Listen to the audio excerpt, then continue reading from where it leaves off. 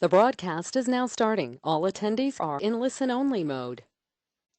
Hello, everyone, and welcome to our third webinar in our latest edition of the Esoteric Astrology um, series. Eva's going to start you out today, and then I will take over from her. I think most of you know the protocols that we've got. Um,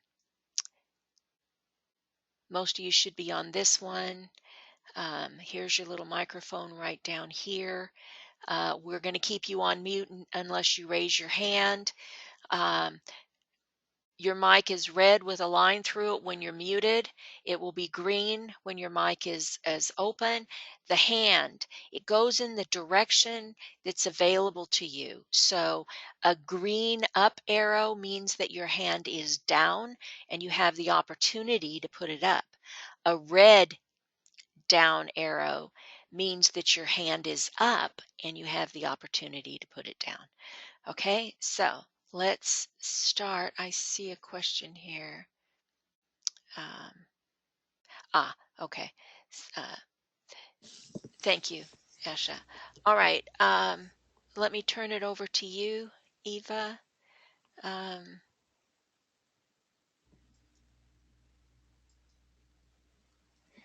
Okay, show my screen. Can you see my screen? yeah, we can see your screen, but we can also see your notes. I know that's going to disappear as soon as I hit the right thing here. Okay. There we go. Hello, everybody, and welcome. So what I thought we would do today, before I actually go into discussing Capricorn, is I wanted to revisit a little bit about the veiling planets and give you a little bit more than what I originally did. So let me start off by saying that the word veil is much like a veil that a bride wears that kind of hides the face.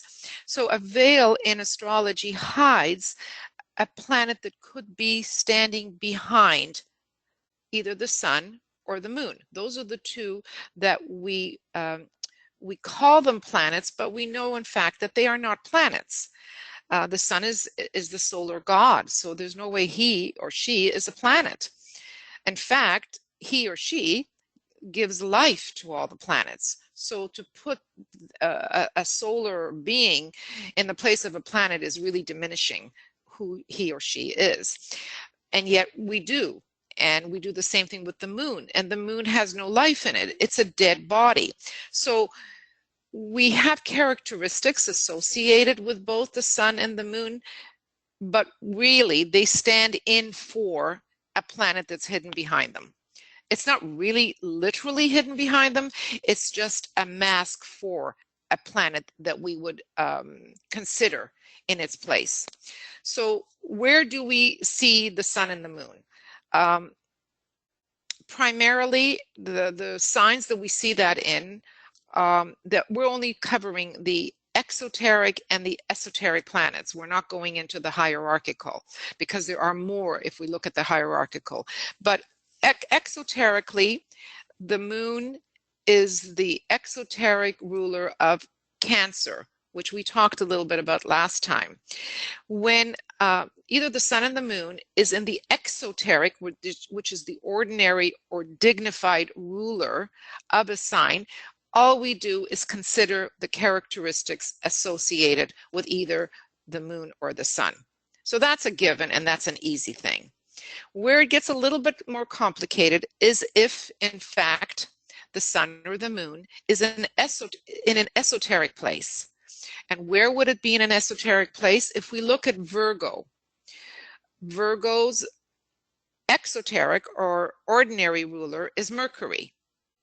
Its esoteric ruler is the moon. So first thing we would do is, what are the characteristics of if you find that your moon is in Virgo? And you would look at those characteristics and all the things that we've talked about, what the moon represents, the past, your habitual patterns, etc., etc. But then you would look to see what are the two planets it could be veiling. And this is where it is utmost important to know roughly who you are dealing with. Where is this person at in their point of evolution? Is this person already on the reversed wheel? Is this person an aspirant or a disciple? What kind of circumstances does this person find himself? And that's why you would either choose Vulcan or Neptune. If you chose Vulcan as the esoteric ruler of Virgo, you would look to see where Vulcan is. Vulcan is always within 8 degrees on either side of the sun. So if the sun finds itself, let's say, in Sagittarius, you know that Vulcan is within 8 degrees of one side of it or within 8 degrees of the other side. So you would again look to see, is it possible for it to have gone into another sign? It depends on the degree of that Sagittarius sun. If that Sagittarius sun is at 27 degrees of Sagittarius, it's possible that Vulcan is within the 8 degrees in Sagittarius, but it's possible also that it's moved into Capricorn. These are all things that we'll be discussing more with you as we start to move through the chart. So then you would then apply the Vulcanian characteristics within the sign that it finds itself in. The example I gave was Sagittarius. And then you would look to see what house it's in, and then to see if that particular Vulcan is doing any relationships with other planets. That means aspects. So that's looking at Vulcan. If Vulcan you do not think is the ruler for that particular person or yourself, you would then substitute Neptune in its place and go through the same procedure with Neptune. Where is Neptune in the chart? What sign is it in? What house is it in? And what is its relationship to other planets? And then that would give you an idea of the veiling planet for Virgo. Now we go to Leo. Leo has the sun as its ruler in all 2 and even 3. It's the hierarchical ruler as well in all 3 placements. So it's the exoteric ruler, it's the esoteric ruler, it's also the hierarchical ruler. So how do we differentiate here? Remember what we said. When it's the exoteric ruler, we just look at the characteristics associated with the sun. So in other words, if you have your sun in Leo, you would look at, well, what is the sun in Leo like? Now, if you want to know the esoteric understanding of the sun in Leo, you would substitute Neptune for the sun. If we were to do hierarchical, we would go to Uranus, but Neptune is the esoteric ruler of the sun in Leo. So I think that gives us a slightly deeper understanding. And then, of course, you would do the same thing. You would look at the characteristics of the sun. But if you're looking at Neptune, you'd look at the characteristics of Neptune. Where is Neptune in your chart? What sign is it in? What house is it in? And what relationship or aspects is it creating with other important planets? Are there any questions on the veiling planets? I don't see any. Okay. See, every time I go back and forth, I lose this. Okay. So we're moving on now, and we're going to go into our 10th sign, which is Capricorn. DK says that it's the most difficult sign to talk about because it's the most mysterious of all 12 signs. It's the sign of the goat. And I don't know if you can see very well this picture here, the symbol. You do have a goat here.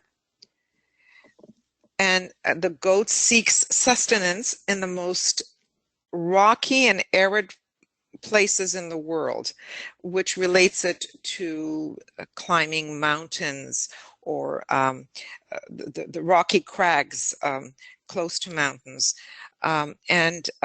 Hence, it has a relationship to the mineral kingdom. I think this picture depicts the rocky crag right here and what may be a mountaintop here. It's very good at climbing mountains, and you see it many times right on the ledge. If I move on to the next one, you can actually see in the bottom picture the goats on the mountains. It's also the sign of the crocodile, which lives half in the water and half on the land. And you see that with the sea goat depicted here, with the tail of a fish and the body of a goat. Spiritually, in other words, its highest level is that of the unicorn. Right here, you see the unicorn.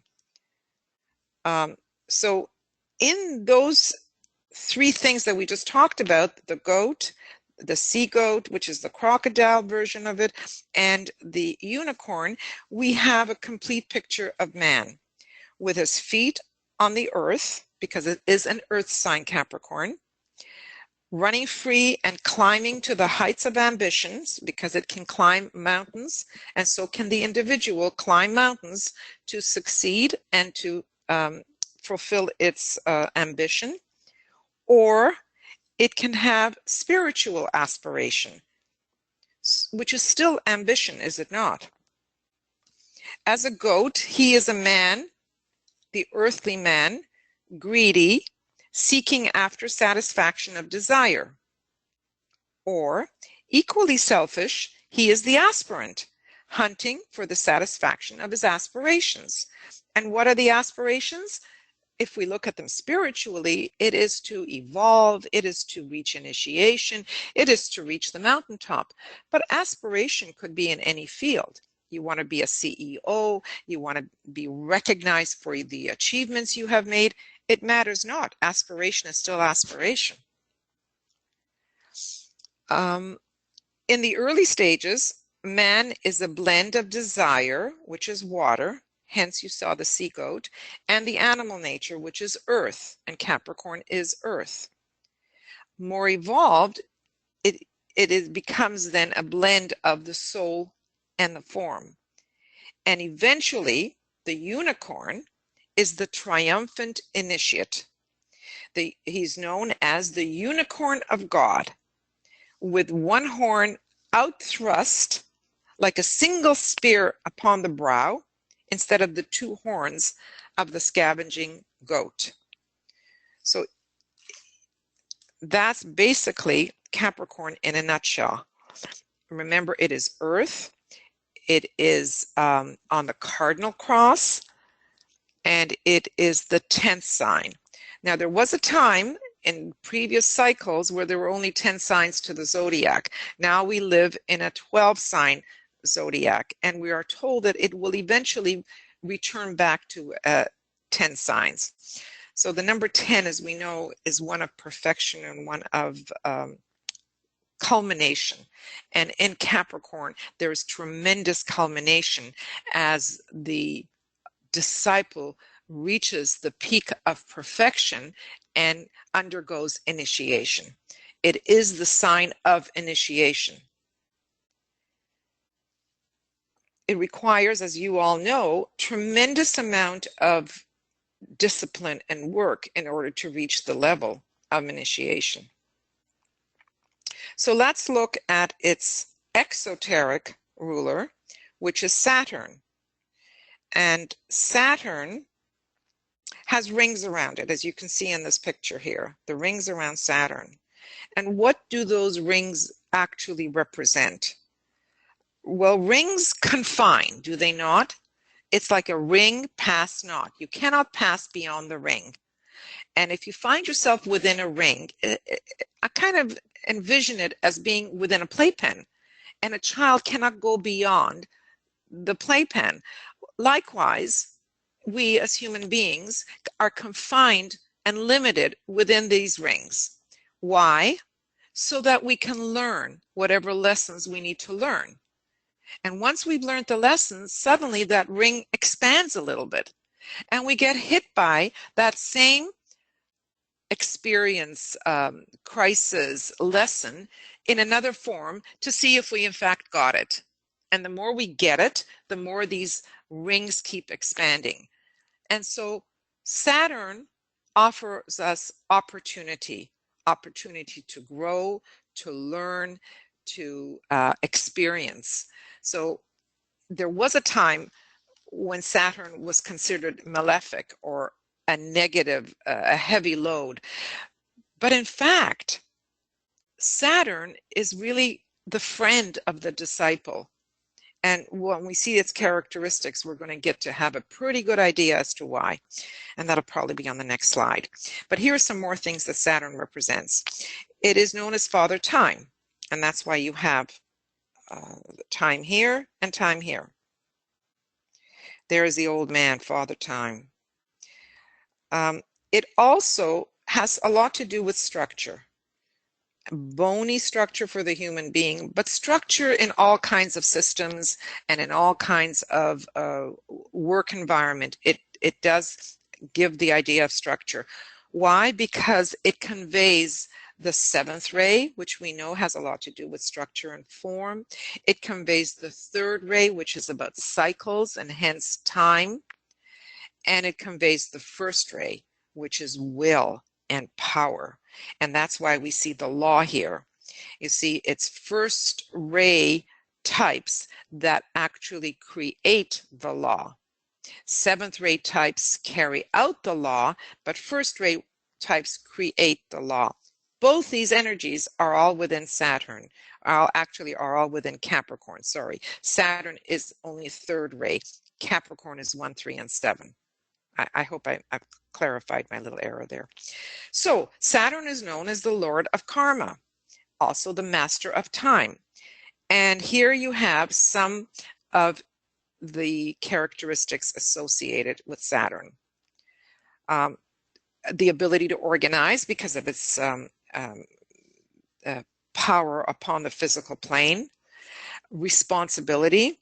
And so anyone that has a strong Saturn, boy, do they know how to take on responsibility and how to carry it out. Discipline, protection, boundaries because of the rings around there. It creates limitations and boundaries. And timing and productivity. So here we see again the sea goat.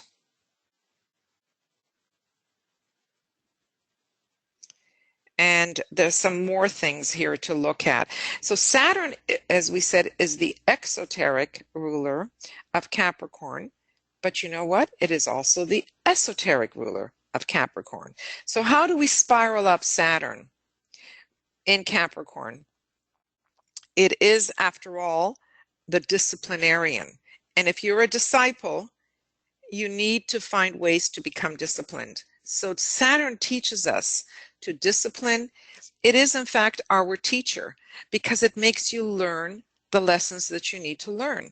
And if you don't get them right, it's going to give you the lessons yet again and again and again. It is, it measures. So it's like co-measurement. There's like the clock, tick, tick, tick. There's a rhythm and a measurement associated with Saturn. And practical groundedness, applicability.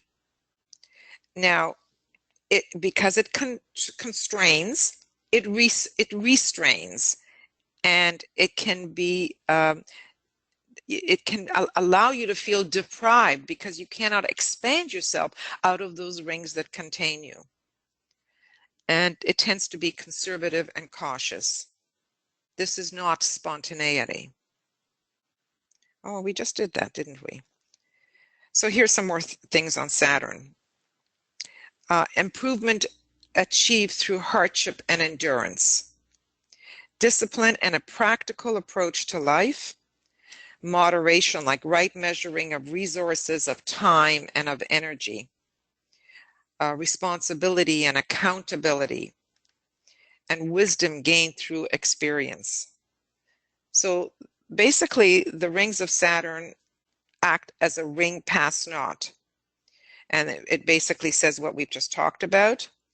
It grows to be your teacher, your mentor, who with caring and skill teaches the student how to be a good human being.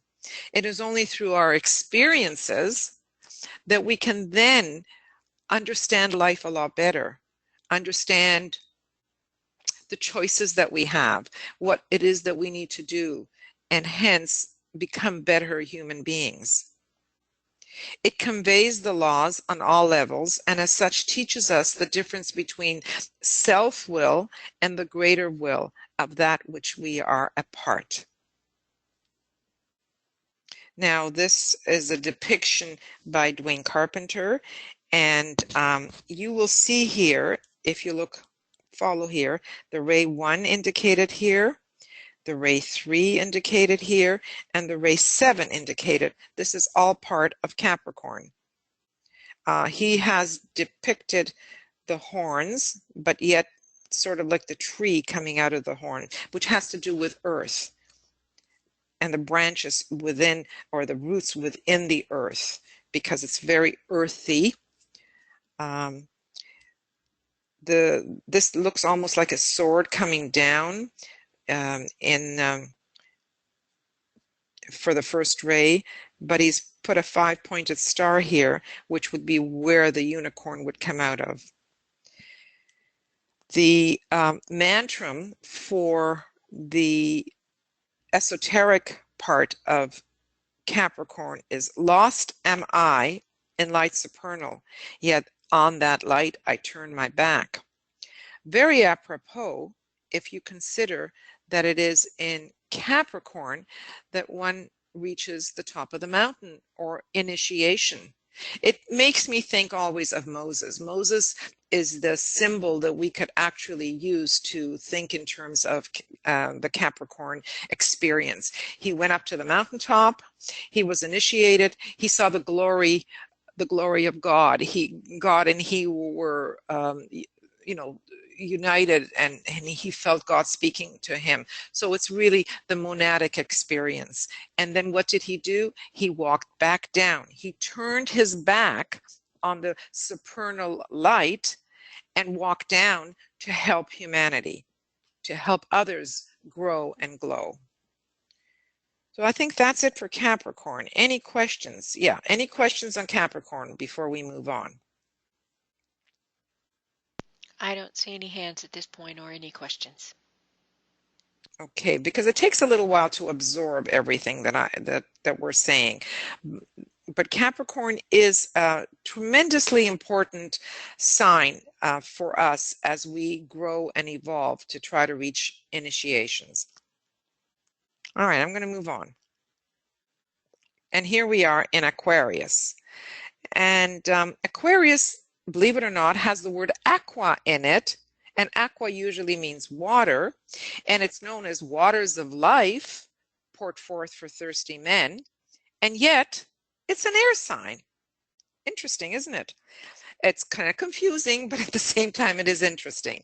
Waters of life am I, poured forth for thirsty men. What are these waters of life that Aquarius is known for? It is the waters of consciousness. And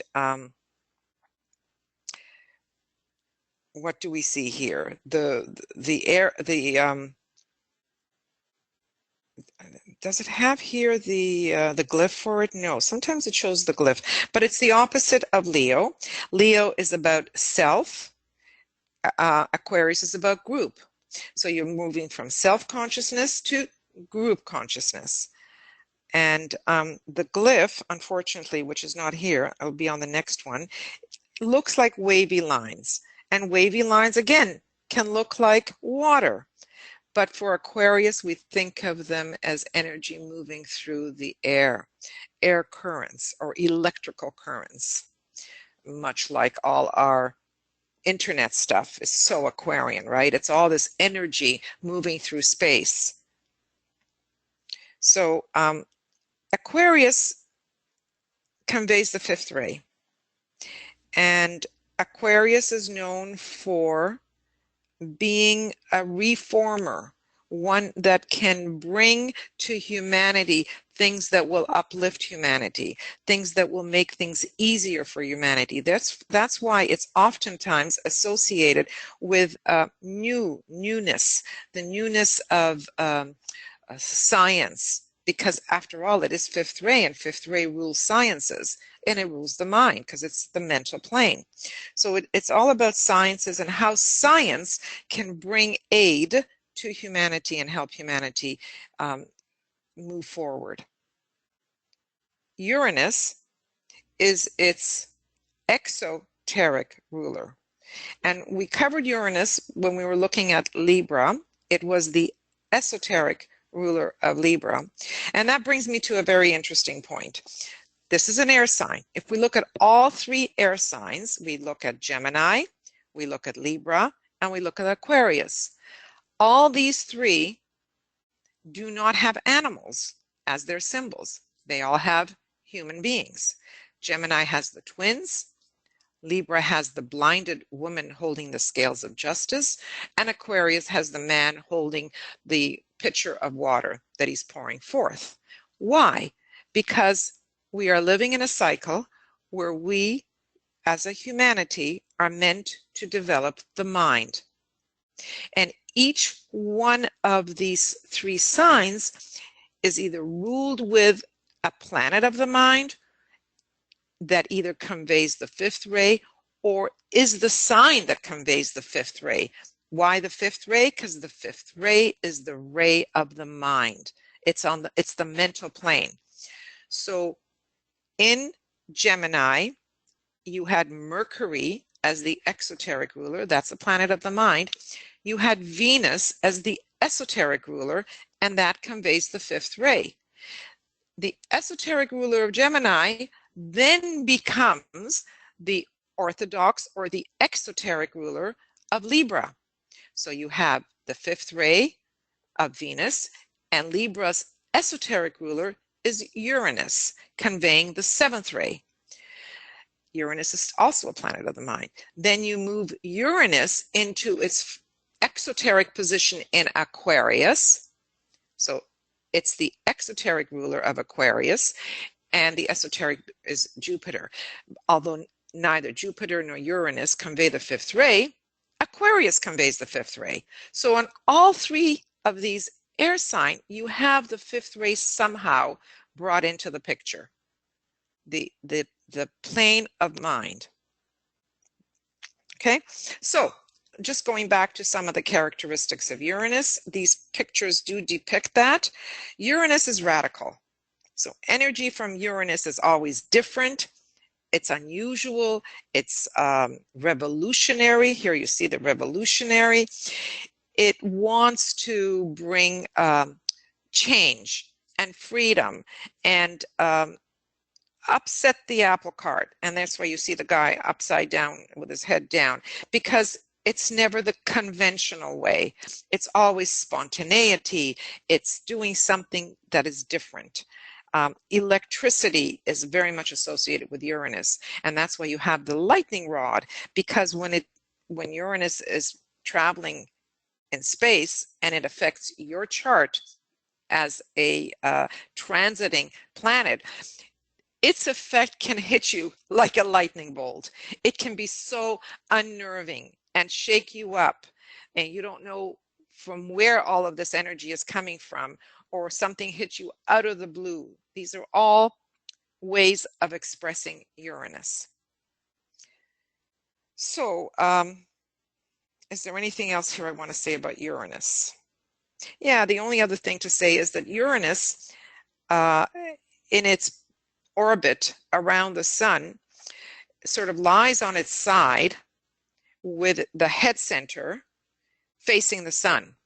So you can imagine the amount of energy that penetrates into that particular sign or that particular constellation. It goes directly into the head center. So that's why electricity is so much associated with Uranus. Let me see what else we have here.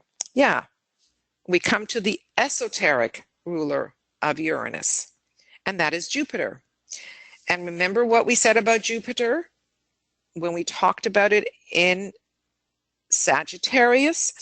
Jupiter is jovial, and that's why you have the jovial Santa there. It brings joy. It's hopeful. It's the largest planet in our solar system. Nothing compared to the sun, but of the planets is the largest. Hence, you would use adjectives that would convey this largesse. So you would say Jupiter expands, Jupiter amplifies, it makes everything more of. It can make some things you don't want to have more of still be more. Do you understand what I mean? It depends where you find Jupiter. Jupiter in Cancer tends to mean you love to nurture, you love to feed, whether you feed others or you feed yourself. Jupiter expands wherever it is. So it's good-natured, it's friendly, beneficent. Many people, when they see where Jupiter is in the chart, will actually say that might be your soul, even though it's not, because it is so expansive, and that's what soul is supposed to be like. Applies love wisely and with wisdom. Very inclusive. So these all speak to second ray, do they not? And that is the ray conveyed by Jupiter. Second ray. Love, wisdom expanded. So the whole idea, as it finds itself in Aquarius, when we as a humanity will reach that level, is brotherhood, expanding that joy and that love amongst one another, because the group consciousness, which is so Aquarian, is meant to do that, right? In Leo, it was self-consciousness. In Leo, you stood above the crowd. And in Aquarius, it's total opposite. It is the group. It is the soul group. It is the brotherhood of man. In Leo, Leo represents the heart. In Aquarius, Aquarius represents the flow of the blood within the system. Okay. See, there we have another picture of, yeah, you know what, there's a satellite. Why is there a satellite there? Because that's something that's technical. And, you know, Aquarius is known for that technical, electrical kind of approach to newness, something new. Very Aquarian. Even the water poured forth in this particular depiction looks like energy, does it not? Energy. Okay? Comments or questions? You're doing such a good job. Everybody's just comatose. Oh, no. So why can't I see the group? Attendees, there we go. No, okay. I lost it again. All right, let me put this back on. Okay, so I'm going to move on, and we're going to go to Pisces. Pisces in Latin are fishes, right? And in this particular picture, we see how the fish are bound together. One going in one direction and the other one going in the other direction. And it is so because it tends to represent the form or the personality going in one direction and the soul going in the other direction. Can you imagine what it would be like if it wasn't tethered and they weren't bound together, so each one is free? That ultimately is the goal in Pisces. So Pisces is water. Pisces finds itself on the mutable cross. Did I mention that Aquarius was on the fixed cross? I don't think I did. I'm letting you know now.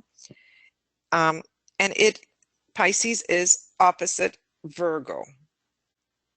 Virgo was about the perfection of the form so that the Christ consciousness could be birthed within the heart. Pisces is about saving humanity and being truly the savior, much like Christ was. In Aquarius, Aquarius was about serving, being the server, and in Pisces, it's about saving other people. So one of the things about Pisces is it's immersed in water. The fishes are immersed in water. And when one is totally immersed in water, can one see clearly? The answer is obvious, no. And hence, many times with all that water, things become mystified without clarity, and life can be a little difficult because very, very few boundaries are there within water. There are no boundaries. So energies from outside can infiltrate and be absorbed by the Piscean, so that the Piscean sometimes has a hard time knowing what is mine and what is someone else's or out there, or what am I getting and what am I receiving. And sometimes it's not obvious, and therefore it can make a little bit give someone a sense of overwhelm and fearfulness, and that's what this particular depiction shows.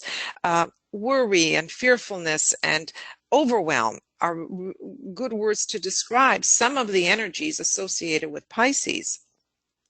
And yet, Pisces rules also the sensitivity to emotions, to feelings, to intuitiveness.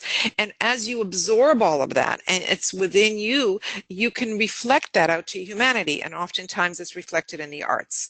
So you have a lot of Pisces people, even though some of them could be timid, you have them reflected in theater, in art, and the talent that comes through many Pisceans is enormous. I'm trying to think of some characters, but right now my mind isn't going there. It is ruled by Neptune, the god of the waters. And Neptune conveys the 6th ray and it conveys the 2nd ray. Pisces was also 6th ray and 2nd ray. So they kind of work very well together. But as I said, it can create fogs, mist. This picture here is supposed to show the lack of clarity. And with this comes confusion, illusion. Many people with strong Neptune in Pisces could have addictive kind of personalities and want to escape reality. So escapism, denial, that which is not formed, so formlessness. It tends to have dependence on substances or dependence on others. The 6th ray can do that easily, can it not? When Neptune transits in the heavens and affects your chart, many times it can bring on devitalization. It can actually sap your energy. But on the higher turn of the spiral, it brings to humanity the ideal, that which is transcendent. And, we know that God transcendent, all of religion is basically transcendent. It brings with it creative imagination, artistry, the mystical, the undefined visionary, prophetic.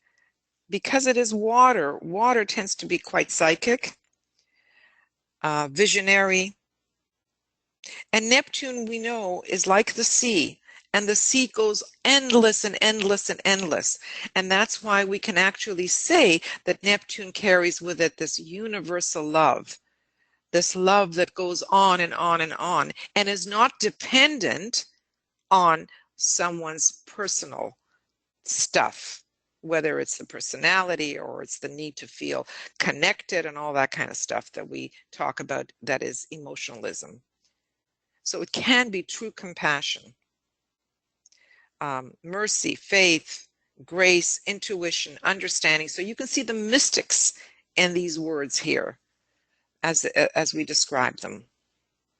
So Neptune works really, really well with Pisces. Now, Neptune, as the ruler of Pisces, tends to be looked at from a societal perspective.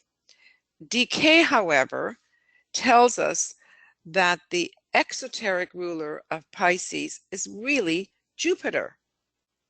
Not that it's not Neptune. Neptune is more societal as it affects humanity on large, but it's Jupiter. So now let's look at Jupiter in Pisces. I wonder if, do I have that here? No, I do not. So Jupiter in Pisces, what would that look like?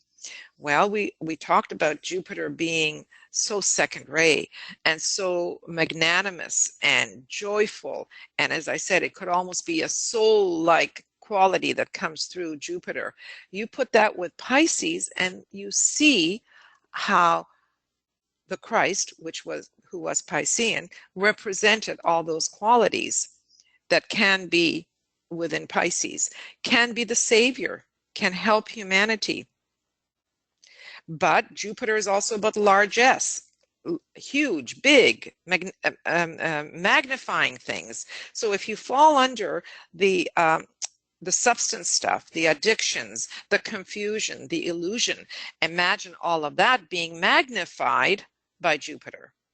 So you can see the downside and the upside with Jupiter as ruler of Pisces. And esoterically, well, let me just see what we have here. We do have here, this is supposed to be Poseidon or Neptune, god of the sea.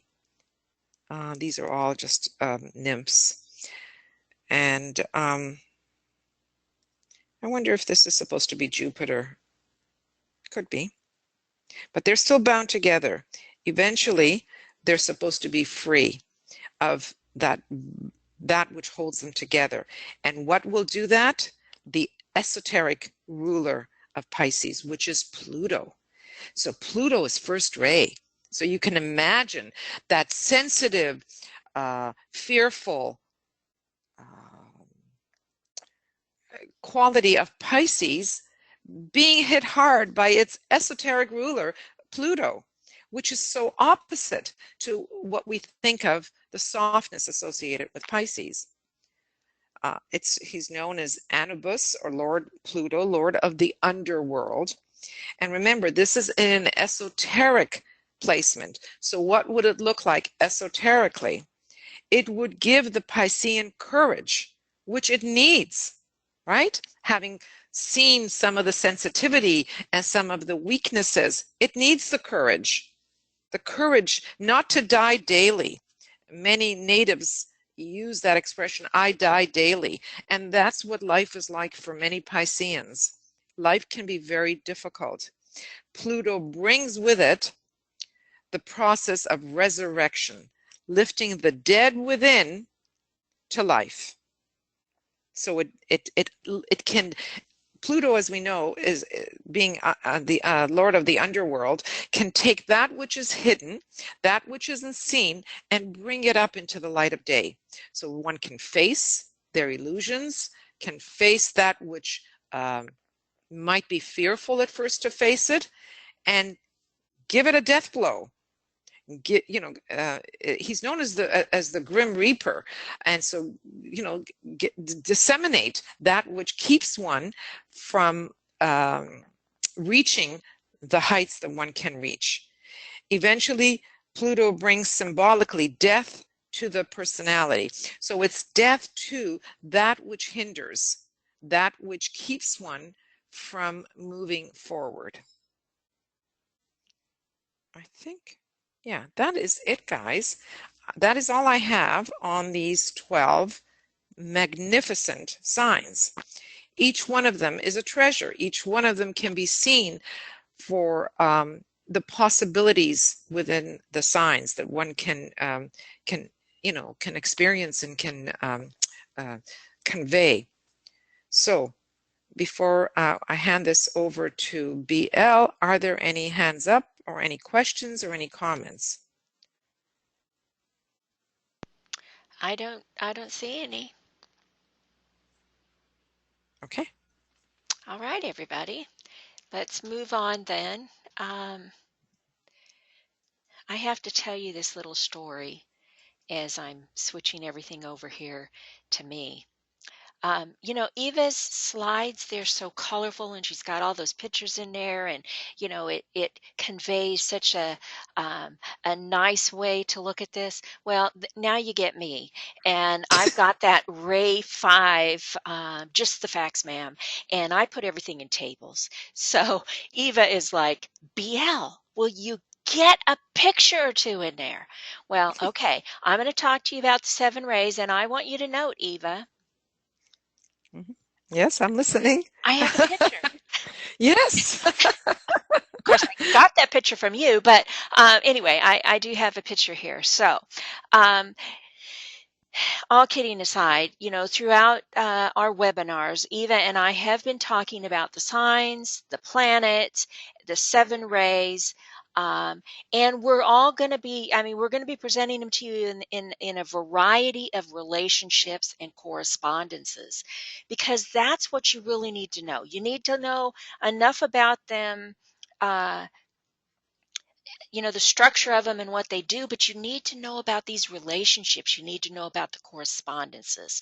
So some of this is going to be a repeat, but it's probably going to be in a little different context. So I hope that this helps you understand how that they are all interconnected on multiple levels. Okay, so they come to us, they emanate to our solar system via the 7 main stars of the Great Bear. And their local representatives are then the 7 sacred planets within our own system. Hey, another picture there, Eva. Uh, Yeah. you know, they have rays that are associated with the planets. Eva's talked to you a little bit about that. Vulcan and Pluto both transmit ray 1. Vulcan, the bold one, is the sacred planet. Pluto is not. The Sun and Jupiter both transmit ray 2. The Sun is not a sacred planet yet. We're told it's in the process of becoming sacred, but it isn't yet. Jupiter is the sacred ray 2 planet. The Earth and Saturn both transmit ray 3. The Earth is not yet sacred. Saturn is the sacred planet on ray 3. Mercury and the Moon both transmit ray 4. Mercury is the sacred planet.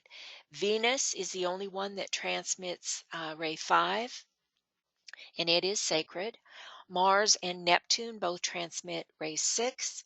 Neptune is the sacred planet, Mars is not, and Uranus is the only one that transmits ray 7, at least that we know about right now.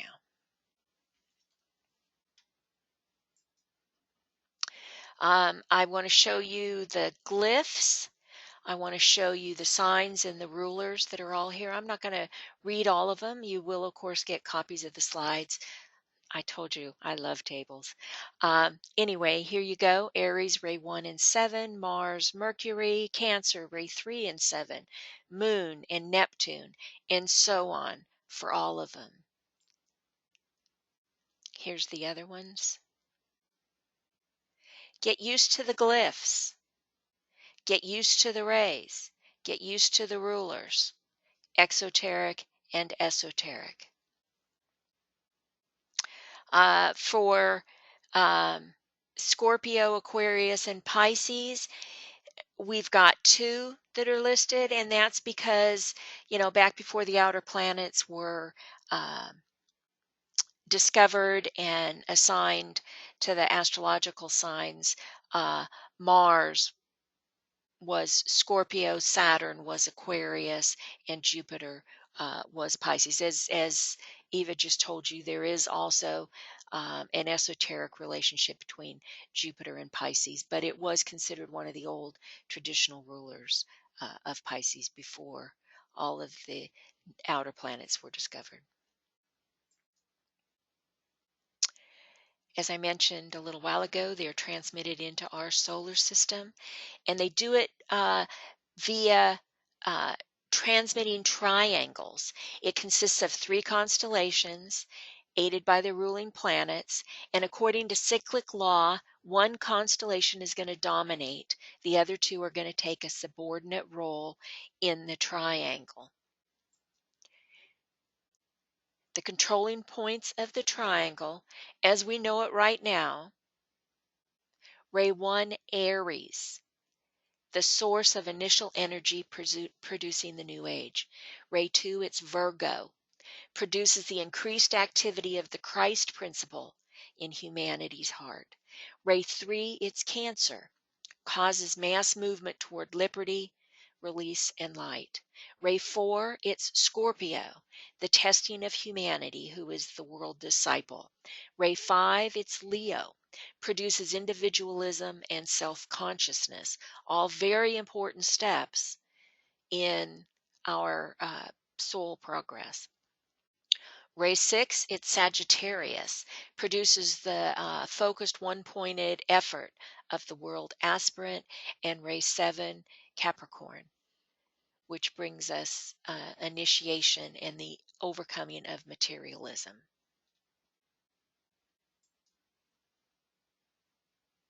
There are 3 rays of aspect. Ray 1, will or power.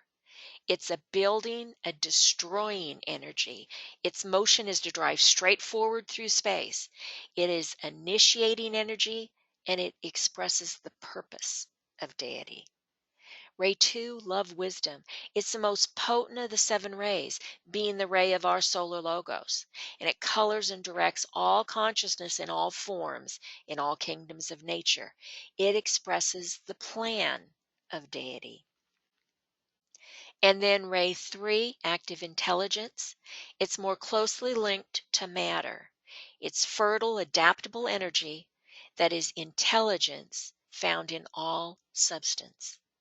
It creates the plan and implements it through intelligent activity. The 3 rays of aspect. The one life first differentiated into this divine triplicity: spirit, consciousness, and form. They embody the will and purpose of the logos. They're the expression during manifestation of the egoic aspect of the solar logos, and they have relatively long cycles. Their measure is occultly slow, it's cumulative in effect, and their momentum steadily increases. Here they are in picture form. I drew these pictures. Ray 1, Aries, Leo, and Capricorn, Vulcan, and Pluto. Ray 2, Gemini, Virgo, and Pisces. Down here, Jupiter and the Sun are the rulers. And Ray 3, active intelligence, Cancer, Libra, and Capricorn, with Saturn and the Earth.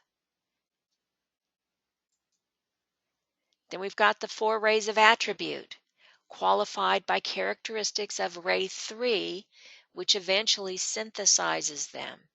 So Ray 4 is harmony through conflict. It demonstrates the beauty within the plan. Ray 5 is concrete knowledge and science. It reveals through light and knowledge the mystery that we call life. Ray 6 is devotion and idealism. It recognizes the glory of the divine. And Ray 7, it's ceremonial order and magic. It manifests the divine in form in accordance with the plan. They're the quality and character of the solar logos, an embodiment of his personality aspect. They have briefer cycles than the rays of aspect did. They produce a steady heartbeat and a regular rhythm in our solar system. I just love that mental picture there. Generally considered to be subordinate to ray 3, but they actually have relationships to all of the rays of aspect. And here they are, little pictures of them. Ray 4, Taurus, Scorpio, and Sagittarius, ruled by Mercury and the Moon. 5, Leo, Sagittarius, and Aquarius. Venus is the sacred and only ruler. Ray 6, Virgo, Sagittarius, and Pisces, the rulers, Neptune and Mars. And Ray 7, ceremonial order and magic. Aries, Cancer, and Capricorn is the main one. Only ruler is Uranus. Okay, I'm not going to go through all of these. There's a lot of them. Like I said, you're going to get the slide. It's important, though, for you, in my humble opinion, to have this information. Of course, it comes from Esoteric Psychology. I've got the uh, site down here. Um, but I mean, I personally, like I said, I love lists. I love checklists. I love spreadsheets. I like to go through and say, okay, I have some of these special virtues, not all of them. So I need to work on this, and this. Vices, oh, yeah, I got a couple of those. Hey, wait a minute, I don't do this anymore. And so then it gives me a little roadmap of where I've been, what I'm working on, and what I still need to perfect. So I hope that you find that useful. Ray lines. Rays 1 and 7, they're closely allied, and ray 3 is a linking one between them, so that we've got that 1-3-7 ray line. Ray 5 forms a connecting link of the mind and intelligence. These rays deal with concrete issues and the functioning of matter and form from the lowest point to the highest via mental activity and the mental plane. Rays 2, 4, and 6, they're closely allied, creating that 2-4-6 ray line. These rays, they deal with the abstract, with love, devotion, beauty, art, harmony, and spiritual expression through the medium of form. Uh, Ray groups, I'm not so sure you can see that. I can't get this any bigger. And if I get it any smaller, it'd be way too small. Anyway, the hard ray lines, this ray line and this one, they're both part of the hard ray lines. Power rays are will, ray 1, and ceremonial order and magic, ray 7. Those are the power that represent spirit, intelligence. They're the thinking hard lines, ray 3, intelligent activity, and ray 5, the concrete mind and science. Then we've got the feeling emotional, the soft ray lines, ray 2, love, wisdom, ray 4, harmony through conflict, and ray 6, idealism and devotion.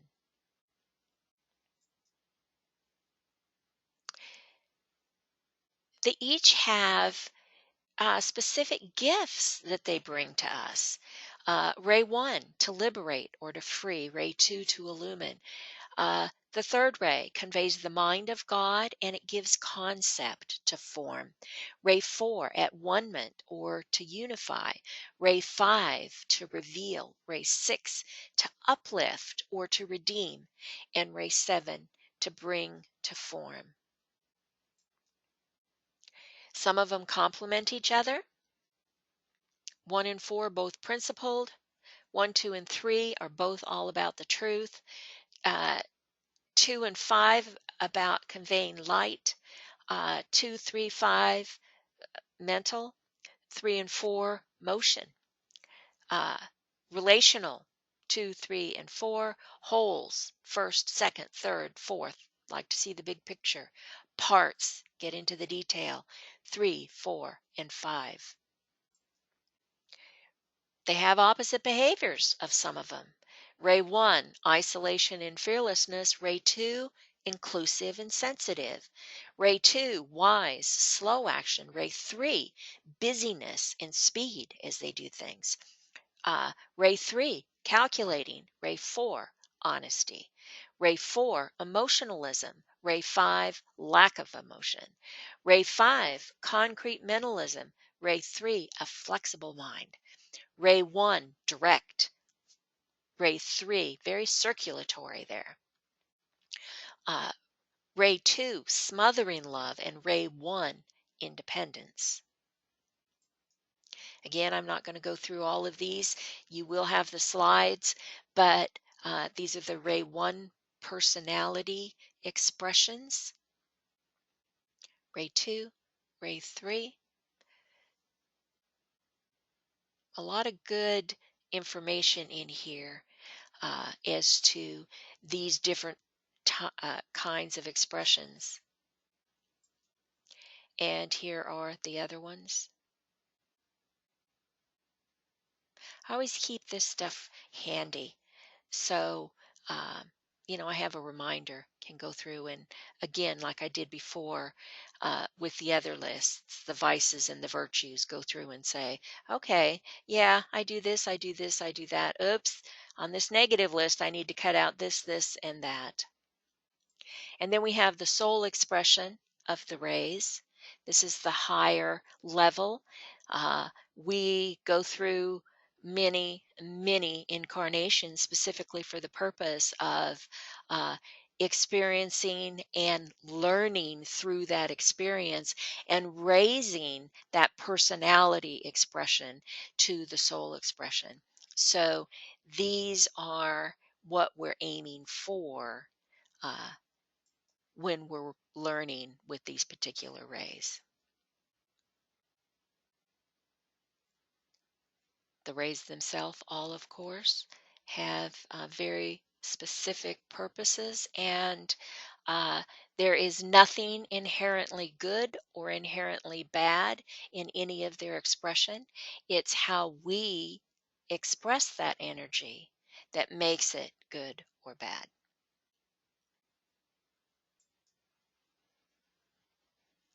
Here are some strengths and weaknesses again in just a little different format than what we looked at them before. Okay, so here's the strengths, the weaknesses combined with the signs this time here.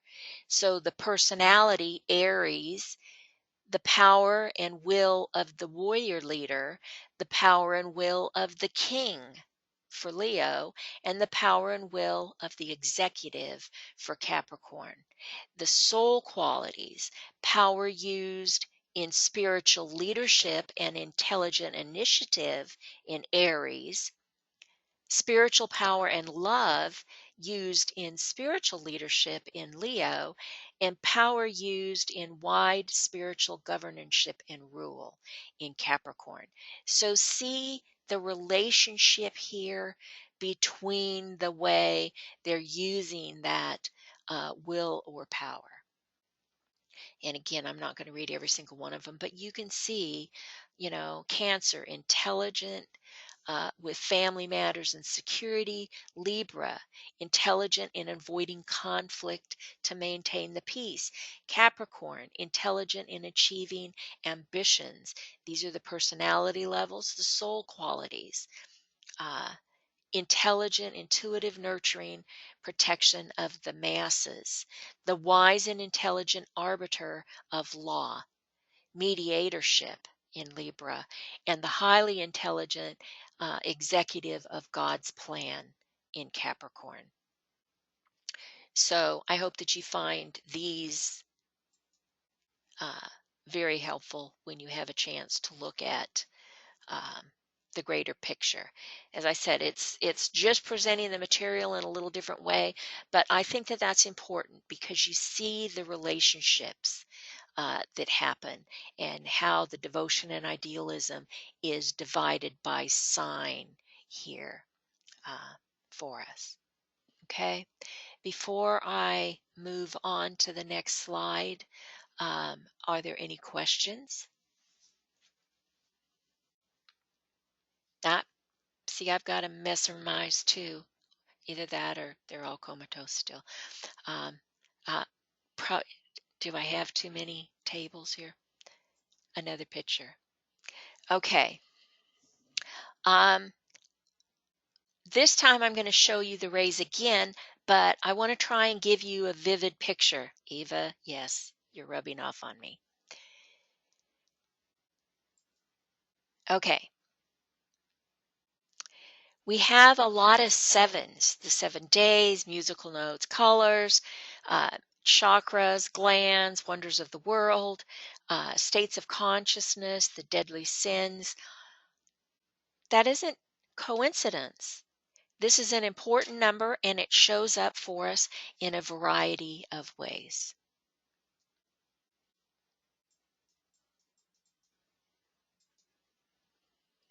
I'm going to talk a little bit now about the soft ray lines 2, 4, and 6. Ray 2, the energy of attraction. It's round, radiatory, magnetic, receptive. The quality, attraction, inclusion, cohesion, illumination. Country, Brazil, it's the personality. It's the soul of the U.S. and the soul of Great Britain. Institutions of Ray 2, just what you would expect. Schools, universities, hospitals, healing centers, the Red Cross. Vocations, teaching, psychology, psychotherapy, human resources, nursing, rehabilitation. There are two distinct types, the love type and the wisdom type.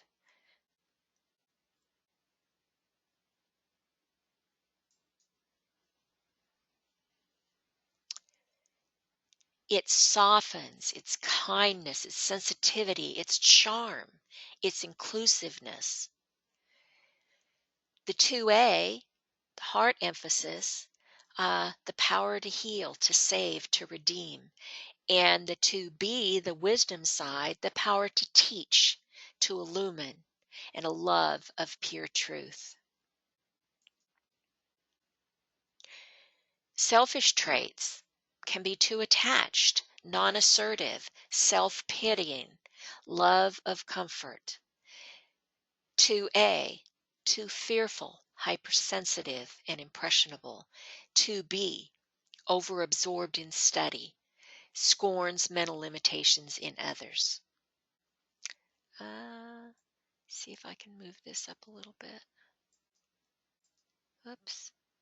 I guess I got that. BL, at the top of your presentation, you have show slides.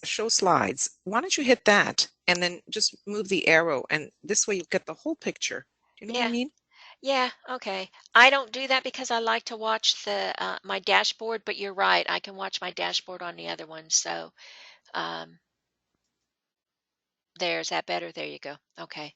Um, so the influence of ray 2 is our soul ray, our personality ray, or our emotional ray. Uh,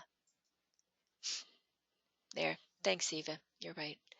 Um, Weaknesses from the love side, love of being loved, oversensitivity and vulnerability, lack of self-confidence, uh, cautious, overprotective, over-inclusive, might have boundary issues, self-pity, attachment to comfort zones. From the wisdom side, over-absorption in study, intellectual pride.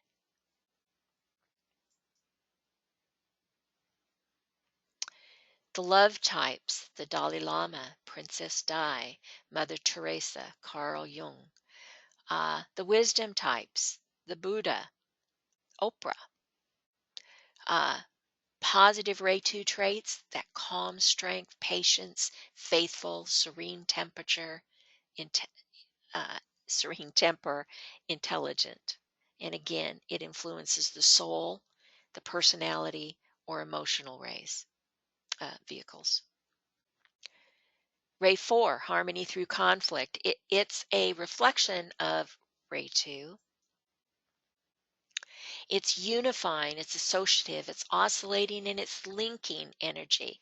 The quality, equilibrium at one-ment, peace, and drama. Uh, Country, Italy, its personality. India, personality. The soul of Germany, the soul of Austria, and the soul of Brazil. Institutions, the United Nations, peacekeeping, art galleries, vocational tendencies, mediation, resolution, social work, humanities, the arts, decorations, diplomat, peacemaking, drama, entertainment, lots of them. Distinction between the Ray 4 types. Type A, the ability to bring harmony from conflict, sensitive to discord. Type B, that's the colorful character, strong contrasts, artistic, volatile, tends to force things. Emotional, intuitive, warriorship, grows through constant agonizing crises after crises after crises, struggle. Bridging tendencies, conflict, harmony, love of beauty, and drama.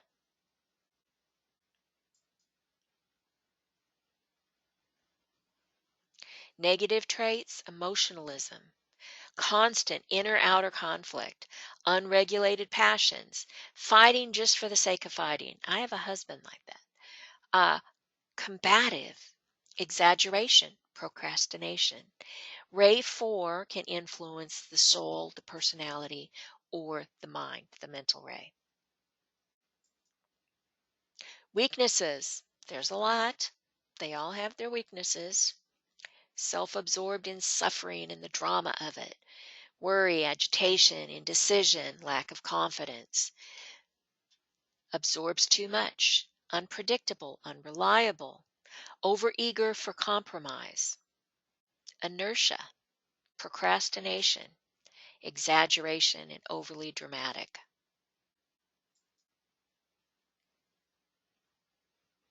Da Vinci, Michelangelo, Sally Field, Judy Garland,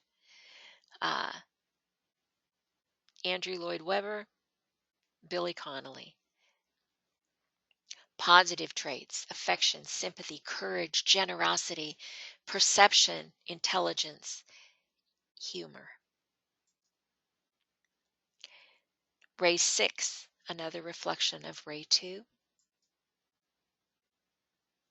It's uplifting energy, intense, one-pointed, unswerving. Quality, loyalty, humility, sacrifice, faith, optimism. Country, it's our personality ray in the U.S. Russia's personality ray, it's the soul ray of Italy. Institution, charities, United Way, religions, Peace Corps, activism, motivational speakers, personal trainers. We've got a couple of the bad ones here. KKK, Spanish Inquisition, political campaigns, good and bad, jihad, sports teams, vocational tendencies, promotions, fundraising, charity, motivational speakers, religious work, coaching, cheerleading, crusading, the clergy. Two different distinct types between Ray 6. Type A, receptive, passive, loyal, tranquil, worshipful, gentle influence. Type B, it's that zeal, devoted, striving towards the ideals, strong aspirations. It's the aggressive side. Intense emotional feeling, self-sacrificial ardor, loyal, faithful, pure, good, idealism, bravery, freedom,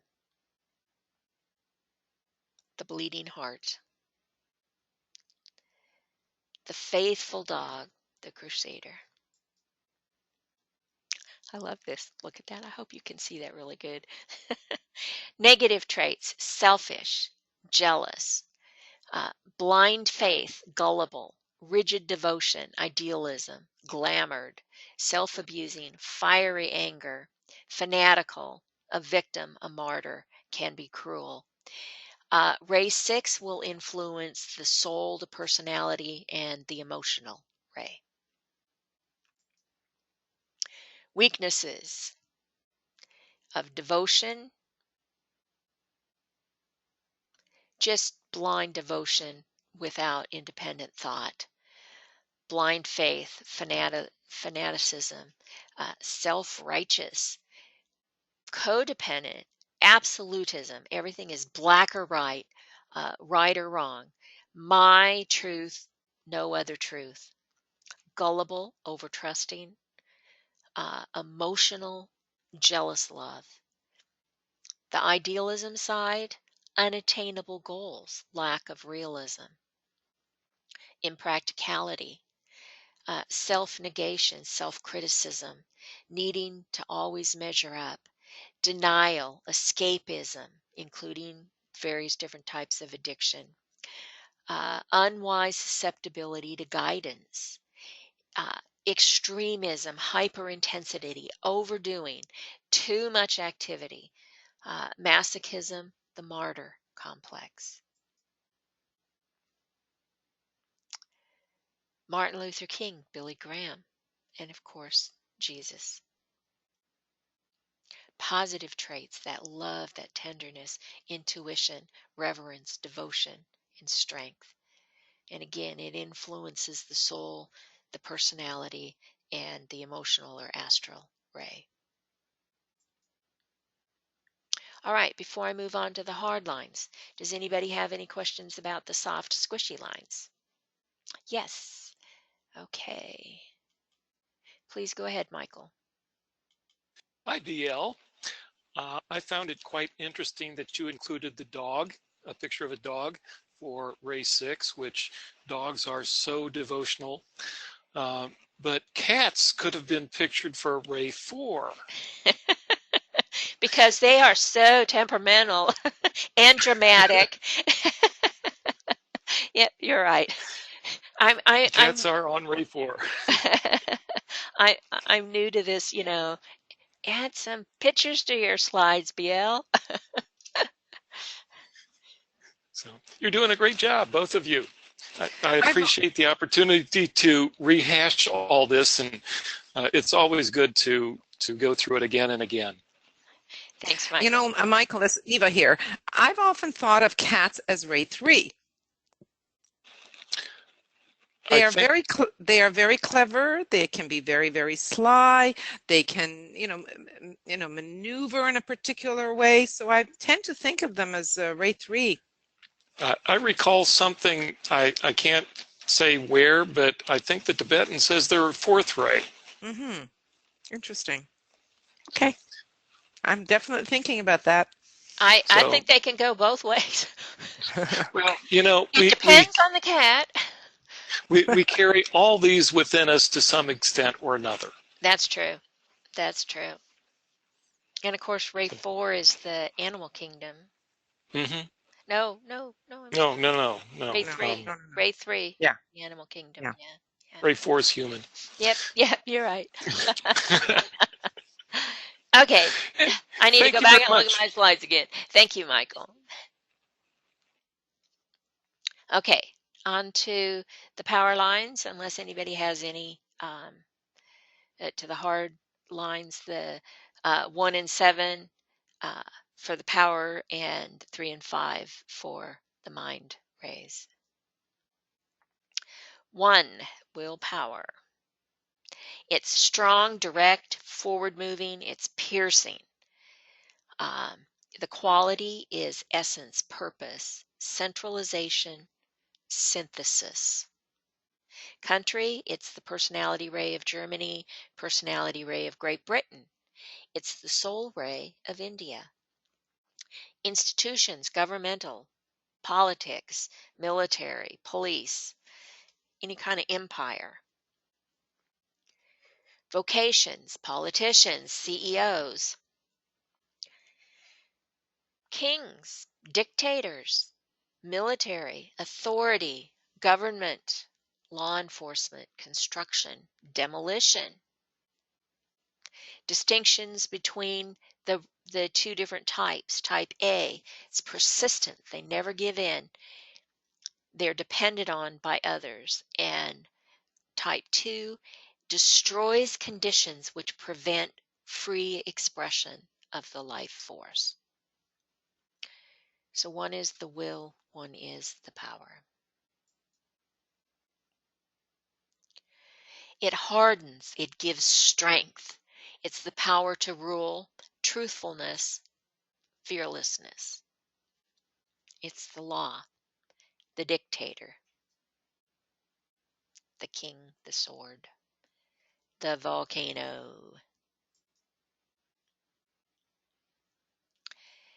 Selfish, unrelenting ambition, arrogance, pride. They're power hungry, they're cold hearted, they're controlling, they're bullying. It influences the soul, the personality, and the mental ray. Weaknesses: destructive, unnecessary, or inhumane. Anger, violence, hardness, cruelty. Control, impatient, obstinate. Excessive pride, separative, arrogant, willful. Strengths: steadfast, courage, the power to rule. Like the little bulldog there. Winston Churchill, Roosevelt, uh, Dr. Phil, and Abraham Lincoln. It influences the soul, the personality, the mental ray, as I said. Ray 7 is a reflection of Ray 1. It's rhythmic, cyclic, organizing, and building energy. Quality is order, transformation, manifestation, formality, ritual. Countries: it's the personality for Spain and the soul for Russia. Institution: courts of law. Architecture, ecology, conservation, the Sierra Club. Vocations: organizer, administrator, management, building design, craftsman, construction, architecture, choreography, dance, judge, beautician, city planner. Distinctions between the two types: type A, highly organized, plays by the rules, meticulous in action, and type B, emphasis on the creative process, manifests ideas into forms. It's creative.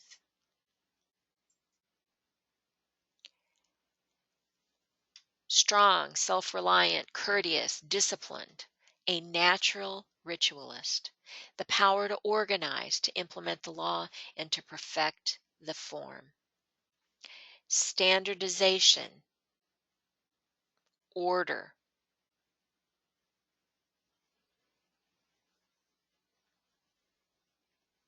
The magician.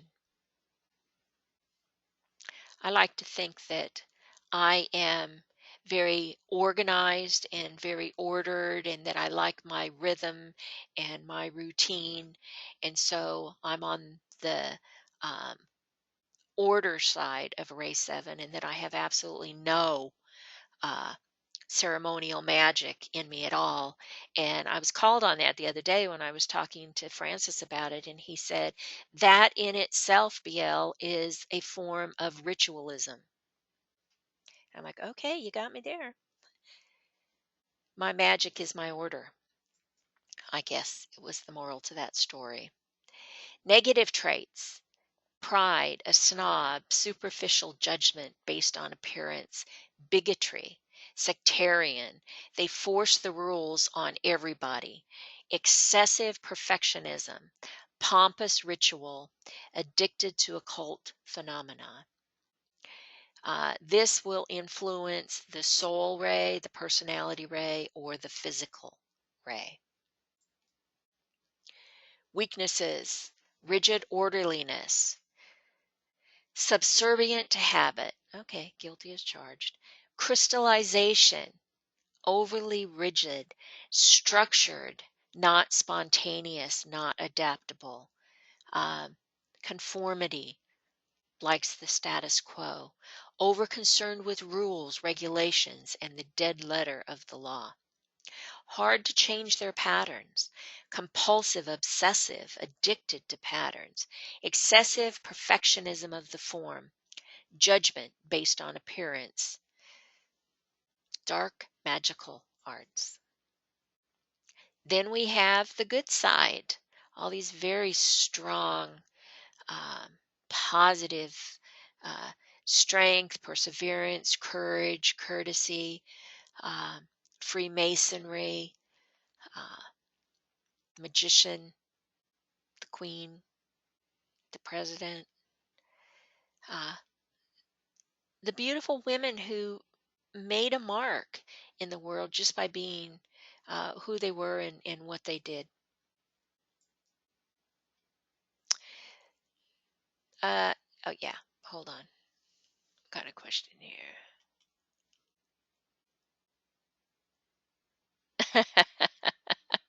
Thanks, Joe.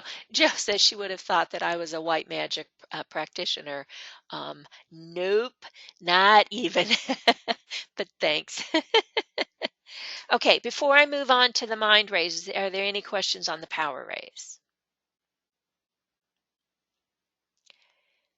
Okay, thanks. The third ray, active intelligence. It's rotary motion. It's circuitous. It's weaving. It's adaptive. It's multiplicity. It's creativity. It is activity. It's personality ray for China, the personality ray for France, the institutions, banks, financial institutions, stock market, advertising, the internet, vocations, philosophy, academia, business, finance, entrepreneur, advertising, lawyer, salesman, astronomer, linguist, strategist, mathematician. Like every other ray, there are two distinct types to it. Type A is the philosopher, the theorist, emphasis on abstract ideas. Type B is the business acumen. It's practical, it's manipulative, it's gamesmanship. So here we see some images that I hope will convey the spider there in the middle weaving his web. We have the web here. It's concretization of money, which is why all the financial institutions. It's the slick car dealer trying to pull one over on you. It is mental. It is creative. And it's all these patterns. Imagine them whirling in on themselves. It is adaptable, very mentally fertile, very versatile. Negative traits, intellectual pride, inaccuracy, absent-minded, con artists, devious, manipulative, hyperactive, excessive thought without practical action. It influences the soul ray, the personality ray, the physical ray, and it can represent the mental ray for disciples. It is not normally one of them considered for the mental ray. A lot of weaknesses, like they all have.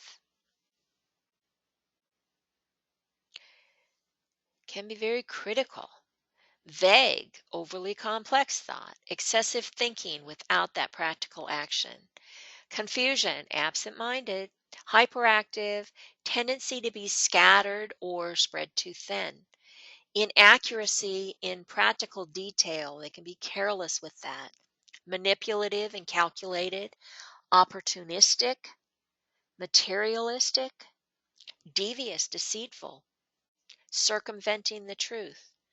They can be chameleon-like. Clever in business.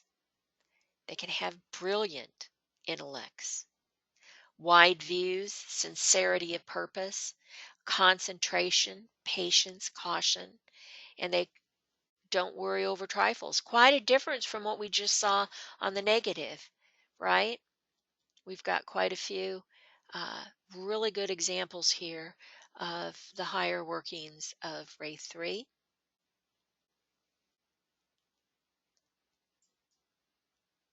Ray 5, concrete mind, a reflection of that third ray. Yeah, I was going to say, that's supposed to look orange. Does on one of my computers, not on the other. It's separating energy, dissecting, linear, probing, clarifying, and illuminating. The quality, it's specificity, very specific. Discrimination, lucidity, Okay, I can't talk today. It's detached inquiry and it's experimentation. Countries, France, it's their soul, and Austria's personality. Institution, of course, you're going to see universities, research institutions, NASA, the Salk Institute, post office, the pharmacy, medicine, technology, engineering. Vocation, science, research, lab workers, applied math, inventors, technicians, accountants, mechanics, that kind of thing. Distinctions between the two different types: the researcher, the intellectual, descriptive accuracy, documentation and clarity, and then the technician, the technical intelligence, practical in the application.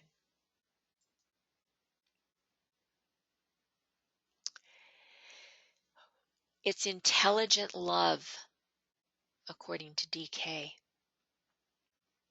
He tells us that Ray 5 is where man learns to use all acquired knowledge of the form divine in such a way that the inner life is served and the outer form becomes magnetic expression of that divine life.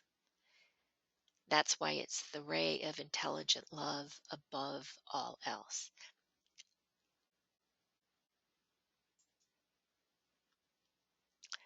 Negatives: ultra rational, arrogant, separative, prejudiced, lacks empathy, controls through knowledge, can be colorless and socially awkward. Just the facts, man. And, the mad scientist here, the experimentation. We saw a lot of that going on, and let's just hope we don't see too much more of it. Weaknesses, like they all have: overly analytical, undeviating linearity, requires proof in matter to believe something. They have excessive doubt and skepticism, harsh criticism, a narrowness and a prejudice. They have rigid thought patterns, excessive objectivity, lack of intuitive sensitivity, lack of emotional response and magnetism, and as we said before, can be socially awkward.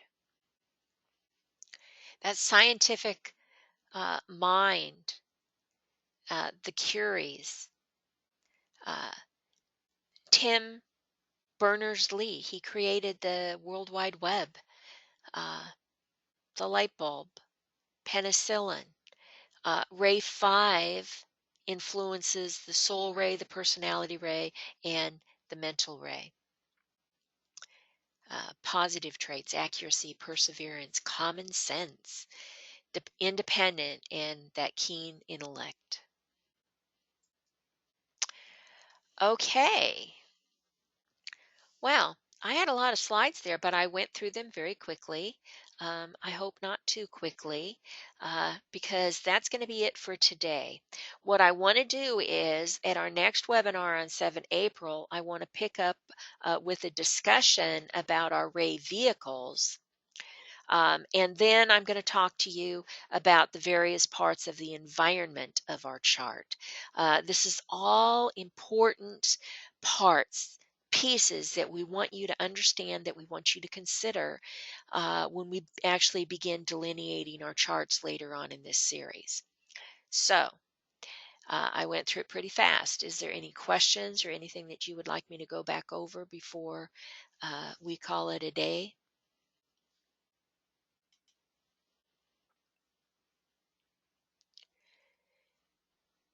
There's some comments that are under the questions.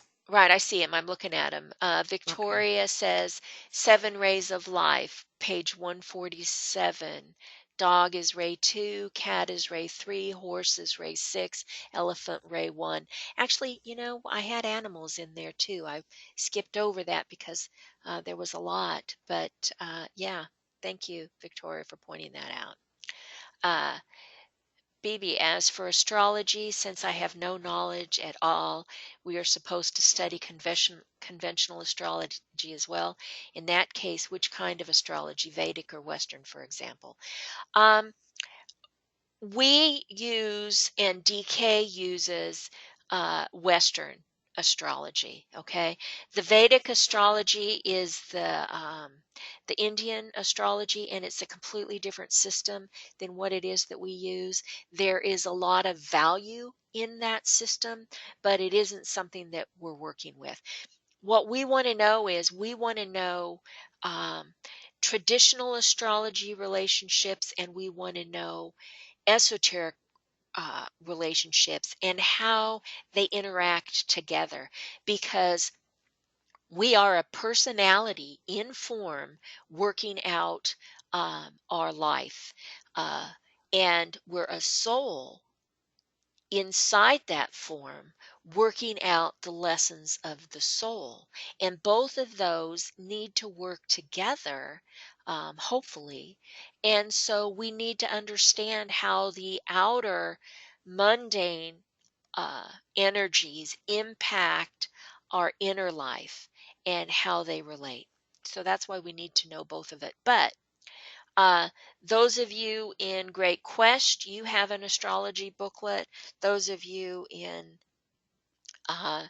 Quest Universal, there's an astrology booklet in Course 150. So, and again, we're giving you these slides. So, uh, hopefully, we're giving you the tools that you're going to need. It's worth mentioning that we are covering both the exoteric astrology and the esoteric astrology. We put them both together, but it is important to know how it affects our personality, how astrology affects our personality, so then we can then move on to understanding the esoteric side of it. And Catherine says, thanks for making the slides available. Yeah, of course, you're right. There is so much information, and we don't expect you to try and memorize it. And we'd be here forever if we, went line by line and took time. So yes, these are valuable handouts for you. From Helen, thank you. Yeah, many nights of study in the future. Oh, yeah. And when we take our break after the April one, I'm going to give you guys homework, because you are going to participate with us in delineating your charts. Okay. Would it be true to say Eva is presenting the Ray 2 love side and BL presents the Buddha side? Uh, well, I actually think of it more as her presenting the Ray 4 side and me presenting the Ray 5 side. But yeah. Interesting. We both have Ray 2, so sure, that Yes. definitely. So good observation, Ellen. Okay, any more questions or hands up? I don't see any hands or anything. All right, well then I want to thank you for sticking with us for this webinar, and I hope to see you guys again on 7 April. Good night, everybody. Good night, and thank you. Let me unmute everybody really quick, just to, so you can all say good night. A very large thank you. Thank Very you. welcome. Thank you. Thank you so very much. Good night. Good night, and thank you for attending. Good night. Michael, yeah, there you go. Okay, Yep. Good night. Good night to everyone. Good night, Thank everybody. you. Thank you, BL and Eva. Okay. Thank you, BL. Well done. Thank you, Eva. See you next time. So when I turn this off, the